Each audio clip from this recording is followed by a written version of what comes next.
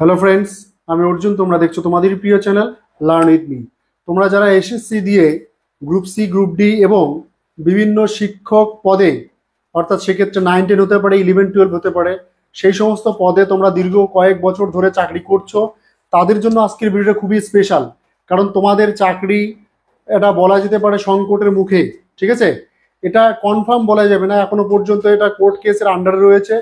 তো যতদূর শোনা যাচ্ছে, যতদূর আপডেট পাওয়া যাচ্ছে, সেই বিষয় নিয়ে তোমাদের সামনে আমি একটু আলোচনা করব। তোমরা কেউ স্কিপ করবে না, বেশ কিছু গুরুত্বপূর্ণ তথ্য তোমাদের দেওয়ার চেষ্টা করব। তোমাদের কোনো টেনশন দেওয়ার মতো কথা বলছি না আমি, যে তোমাদের চাকরি সংকটে। এটা অ্যাকচুয়ালি যা ফ্যাক্ট সেটাই তোমাদের সামনে তুলে ধরার চেষ্টা করব। ঠিক আছে, তো যেটা হচ্ছে অ্যাকচুয়ালি সেটা নিয়ে আলোচনা করব। তোমরা কেউ এটাতে নিয়ে কোনো ভয় বিধ্বস্ত হওয়ার কোনো ব্যাপার নেই। যারা চাকরি করছো তাদের যদি চাকরিটা একদম খেটে তোমরা হচ্ছে কি পরীক্ষা দিয়ে পেয়েছো, তাদের কোনো টেনশনের কিছু নেই। কিন্তু যারা তোমরা ব্ল্যাঙ্ক পেজ দিয়ে চাকরি পেয়েছো, তারা কিন্তু সাবধান হয়ে যাও। তোমরা প্রত্যেকে কেউ ভিডিওটা স্কিপ করবে না, শেষ পর্যন্ত দেখবে। বেশ কিছু গুরুত্বপূর্ণ তথ্য আমি তোমাদের সামনে তুলে ধরবো। তো তোমরা যারা এখন চ্যানেলে নতুন রয়েছো, চ্যানেলটাকে সাবস্ক্রাইব করে বেল আইকনটাকে প্রেস করে দিও, যাতে এই ধরনের আপডেট প্রত্যেকটা মুহূর্তে তোমরা সবার আগে পেয়ে যাও। চলো শুরু করছি আজকের যে টপিক, সেটা হচ্ছে গিয়ে এসএসসি রিক্রুটমেন্ট স্ক্যাম 2024। অন্য ভিডিওগুলো তো তোমরা দেখতে পাও যে স্ক্যাম শব্দটা থাকে না, কিন্তু এই ভিডিওটাতে স্ক্যাম শব্দটা রয়েছে। কারণ আমরা পশ্চিমবঙ্গে যারা বাস করছি, তোমরা প্রত্যেকে যেন কম বেশি শিক্ষিত ছেলেমেয়েরা। কলকাতার রাজপথে বিভিন্ন দিন ধরে, মানে বিভিন্ন গ্রুপে দীর্ঘদিন ধরে ছেলেমেয়েরা পথে বসে রয়েছে, রোদ ঝড় বৃষ্টিতে চলছে ওদের। এরা যেভাবে দিনের পর দিন পড়ে রয়েছে, সেদিক থেকে সরকারের তরফ থেকে কোনো রকম রেসপন্স পাওয়া যাচ্ছে না। অথচ দিনের পর দিন দুর্নীতি হয়ে গেছে, সেখানে ব্ল্যাঙ্ক মেম্বারশিপ দিয়েও নাকি তোমার হচ্ছে গিয়ে জব করছে, এমন প্রচুর তোমার হচ্ছে গিয়ে তথ্য এসেছে কার হাতে? সিবিআই হাতে। তো সেদিক থেকে আমরা সেই তোমার হচ্ছে গিয়ে তথ্যগুলো নিয়ে একটু আলোচনা করব। কোর্ট থেকে কি শুনানি হলো সেটা নিয়ে আলোচনা করব, সঙ্গে থেকে। তোমাদের বলে রাখি, যে বিষয়গুলো নিয়ে আলোচনা চলছে কোর্টে, সেটা হচ্ছে গিয়ে 9-10, 11-12, গ্রুপ সি, গ্রুপ ডি, অর্থাৎ এই 4টা লেভেলের ক্ষেত্রে তোমাদের কিন্তু কোর্টে একটা মামলা চলছে যথারীতি। অনেকেই কেস ফাইল করেছে, ক্যান ফাইলও হয়েছে অনেক, সেগুলো নিয়ে আলোচনা চলছে কোর্টের মধ্যে। গত তোমাদের হচ্ছে গিয়ে 14 তারিখ, 14ই মার্চ 2024, গত 14ই মার্চ 2024 তারিখে তোমাদের হচ্ছে গিয়ে কলকাতা হাইকোর্টে একটা ডিভিশন বেঞ্চের মধ্যে একটা কথা বা একটা মামলা চলছিল। সেই সময় শোনা যায় সেখানে অ্যাডভোকেট ছিলেন দেবাংশু বসাক এবং তোমার হচ্ছে সাবভার্সিভ দি ডিভিশন বেঞ্চ। এই দুটো অ্যাডভোকেটের আন্ডারে ওদের মধ্যে কনসাল্ট হয় যে বিষয়টা নিয়ে, সেটা হচ্ছে কি এসএসসি যে স্ক্যামটা হয়েছিল সেই বিষয় নিয়ে। অর্থাৎ এসএসসি যে এক্সামটা হয়েছিল সেই সময় কারা ব্ল্যাঙ্ক পেজ জমা দিয়ে চাকরি পেয়েছে, সেটা নিয়ে কথা চলছিল তাদের মধ্যে।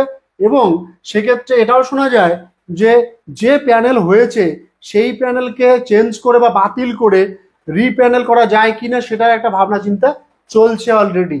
সেই জন্যই প্রথমে বলেছিলাম, যারা তোমরা চাকরি করছো তাদের চাকরি সংকটের মুখে হলেও হতে পারে, তোমাদের চাকরি গেলেও যেতে পারে। তো বি সিরিয়াস। সেক্ষেত্রে বলছে তোমাদের যেটা মেইন কথা, সেক্ষেত্রে ওদের ওই তোমার হচ্ছে গিয়ে ডিভিশন বেঞ্চে যে আলোচনা হয় সেটা কি সম্পর্কিত, সেটা 9-10, 11-12 এবং গ্রুপ সি, গ্রুপ ডি সম্পর্কিত একটা আলোচনা হয়। ওরা আলোচনায় যেটা উঠে আসে যে যে পুরনো প্যানেল ছিল সেটাকে ক্যান্সেল করে বা বাতিল করে নতুন করে রিপ্যানেল করার একটা প্ল্যান বা একটা চিন্তাধারা চলছে।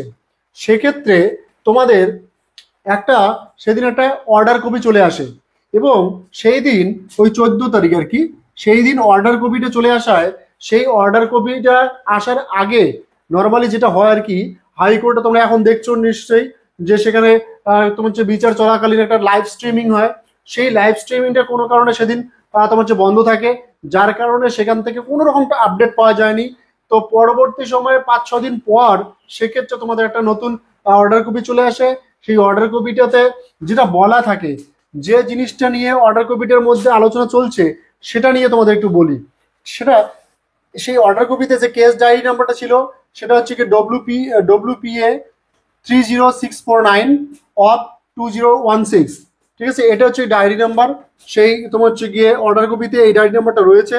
সেক্ষেত্রে পিটিশনার হিসেবে রয়েছে বৈশাখী ভট্টাচার্য অ্যান্ড আদার্স, অর্থাৎ বৈশাখী ভট্টাচার্য এবং আরো অনেকে ছিল যারা তোমার হচ্ছে কেস ফাইল করেছিল, ক্যান ফাইল করেছিল, অনেকেই ছিল। Versus state of West Bengal SSC board. ঠিক আছে, এরা হচ্ছে গিয়ে পিটিশনার। এদের ক্ষেত্রে কি দেখা যায়, এদের ক্ষেত্রে দেখা যায় সেখানে প্রায় যে অর্ডার কপিটি বেরিয়ে আসে সেখানে প্রায় 60টা পেজ ছিল। এত বড় পেজের মধ্যে বেশিরভাগ পেজগুলোতে ছিল পিটিশনারদের নাম, আর হচ্ছে গিয়ে যার সঙ্গে তাদের একটা তোমার হচ্ছে গিয়ে মামলা রয়েছে তাদের নাম রয়েছে। ঠিক আছে, সেক্ষেত্রে যে জিনিসটা উঠে আসে সেটা হচ্ছে গিয়ে যে সরকার পক্ষ বা তোমার হচ্ছে এসএসসি বোর্ডের পক্ষ থেকে যে অ্যাডভোকেট, তার নাম হচ্ছে গিয়ে তোমার হচ্ছে সুতনু পাত্র। এই সুতনু পাত্র তিনি বেশিরভাগ সময় কি হয়, কোর্টে অনুপস্থিত। কিসের জন্য কেউ জানে না, বেশিরভাগ দিনে কি কোর্টে অনুপস্থিত। এবং যেটা মেইন কথা সেটা হচ্ছে গিয়ে তাকে যদি কোনো প্রশ্ন করা হয় এই ব্যাপারে, এসএসসি তুমি রিক্রুটমেন্ট সম্পর্কে তাকে যদি কোনো প্রশ্ন করা হয়, তখন তিনি কি উত্তর দেন যে ঠিক আছে আমি এটা এসএসসি তোমার হচ্ছে গিয়ে আমাদের যে চেয়ারম্যান সাহেব রয়েছে তার কাছে শুনে নিয়ে তারপরে উত্তরটা জানাবো।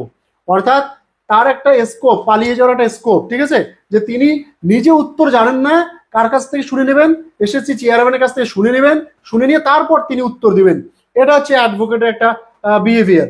তারপর অনেকদিন পর তাকে হচ্ছে গিয়ে পাওয়া গিয়েছে, তিনি এখন অ্যাভেলেবেল রয়েছেন। এবং সেক্ষেত্রে যেটা দেখা গেছে যে সেখানে একটা অর্ডার কপি উঠে আসে। সেই অর্ডার কপিতে যেটা দেখা যায় যে এই যে রিপ্যানেল নিয়ে কথাটা, একটা পুরো প্যানেল যেটার মধ্যে তখন পরীক্ষাটা হয়েছিল, সেই পরীক্ষার ওএমআর পুরো বিকৃত হয়ে গেছে প্রায়। তোমার হচ্ছে গিয়ে সেক্ষেত্রে তোমার হচ্ছে অরিজিনাল যে ওএমআর শিট সেটা নেই বললেই চলে। ঠিক আছে, এটা কার বক্তব্য? এটা হচ্ছে গিয়ে আমাদের চেয়ারম্যান সিদ্ধার্থ মজুমদারের বক্তব্য। তিনি বলেন যে অরিজিনাল ওএমআর শিট নেই, তবে সিবিই এর হাতে ডিজিটাল ওএমআর শিটটা রয়েছে। ঠিক আছে, তারা সেই সংস্থার কাছ থেকে নিয়েছে। তো সেক্ষেত্রে কোর্টের তরফ থেকে যেটা কথা আসে যে যদি রিপ্যানেল হয় সেক্ষেত্রে কি বোর্ডের চেয়ারম্যানের কোনো আপত্তি রয়েছে? বোর্ডের চেয়ারম্যান তোমার সিদ্ধার্থ মজুমদার তখন বলে যে না, আমাদের তরফ থেকে কোনো আপত্তি নেই, যদি চায় কোর্ট নির্দেশ দেয় আমাদেরকে, আমরা তাহলে সেটাকে রিচেক করতে পারি বা প্যানেল করতে পারি। তবে সেক্ষেত্রে যারা পিটিশনার রয়েছে তারা কিন্তু স্পষ্ট জানিয়ে দেয় যে আমরা এই ডিজিটাল ওয়েমার শিটটাকে মানতে রাজি নই, কারণ সেই ডিজিটাল তোমার যে তোমার যে ওয়েমার শিটটা রয়েছে সেটা নাকি তাদের নয়। এটা পিটিশনারদের বক্তব্য।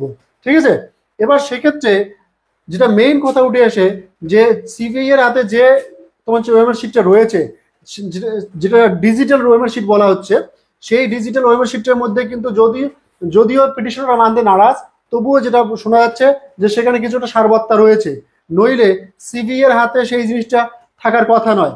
ঠিক আছে, এটা হচ্ছে গিয়ে সেদিনের কথা।